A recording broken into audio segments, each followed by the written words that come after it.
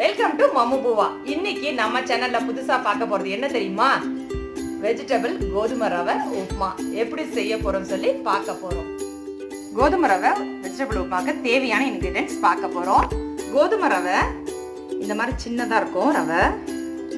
இது வந்து 1 cup. Carrot பீன்ஸும் சேர்ந்து 100 கிராம்ஸ், இது 1 கப்பு. 50 கிராம் பச்சை பட்டாணி கிரீன் பீஸு, இஞ்சி சின்ன துண்டு அதை நல்லா இடித்து வச்சுருக்கேன், கறிவேப்பிலை கொஞ்சம், பச்சை மிளகாய் ஒரு 4, தக்காளி 3, எண்ணெய் தேவையான அளவு, உப்பு தேவையான அளவு. இப்போது தாளிக்கிறதுக்கு கடுகு 1/2 டீஸ்பூன், சீரகம் 1 டீஸ்பூன், இது கடலைப்பருப்பு 1/2 டீஸ்பூன், உளுத்தம்பருப்பு 1/2 டீஸ்பூன். இப்போ இந்த மாதிரி சின்ன குக்கர் வச்சுருக்கேன், சூடாகட்டும். பாத்திரம் சூடாகிடுச்சு, எண்ணெய் ஊற்றுறோம். எண்ணெய் சூடானதுமே இதை கடுகு உளுத்தம்பருப்பு சீரகம் கடலைப்பருப்பு இதை போடுறோம். அதில் கடுகு வெடிச்சதுமே தக்காளி போடுறோம்.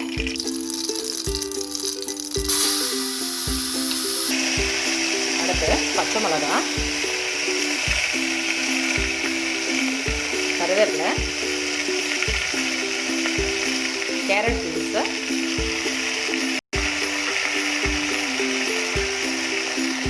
பச்சை பட்டாணி,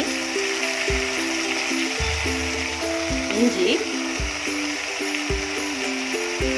இதெல்லாம் போட்டு நல்லா வதக்குறோம். காய் நல்லாவே வதக்கிடுச்சு. நம்ம இப்போ தண்ணி விட போகிறோம். இப்போ 1 கப்பு கோதுமை ரவைக்கு 2 கப் தண்ணி விட போகிறோம்.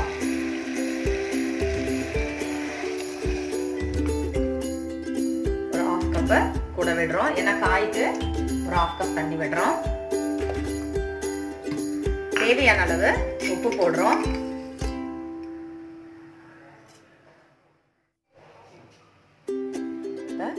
கொஞ்சமாக மஞ்சள் பொடி கூட நான் சேர்த்துக்கிறேன். இப்போ இது நல்லா கொதிக்கட்டும். தண்ணி நல்லாவே கொதிக்கிறது.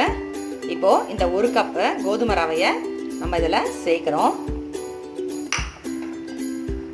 நல்லா கலரி விடுறோம்.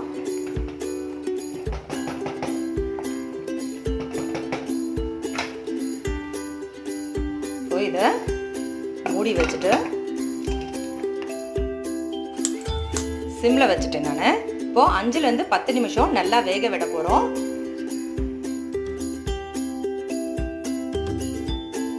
என்னங்க ஈஸியான ஹெல்தியான வெஜிடபிள் கோதுமை ரவை உப்புமா எப்படி செஞ்சோம்னு சொல்லி பார்த்தோமா? இந்த ரெசிபி உங்களுக்கு பிடிச்சிருந்தா லைக் பண்ணுங்க, ஷேர் பண்ணுங்க, கமெண்ட் பண்ணுங்க, மறக்காம சப்ஸ்கிரைப் பண்ணுங்க. தேங்க்யூ. மம்மு பூவா, எம்மி பூவா.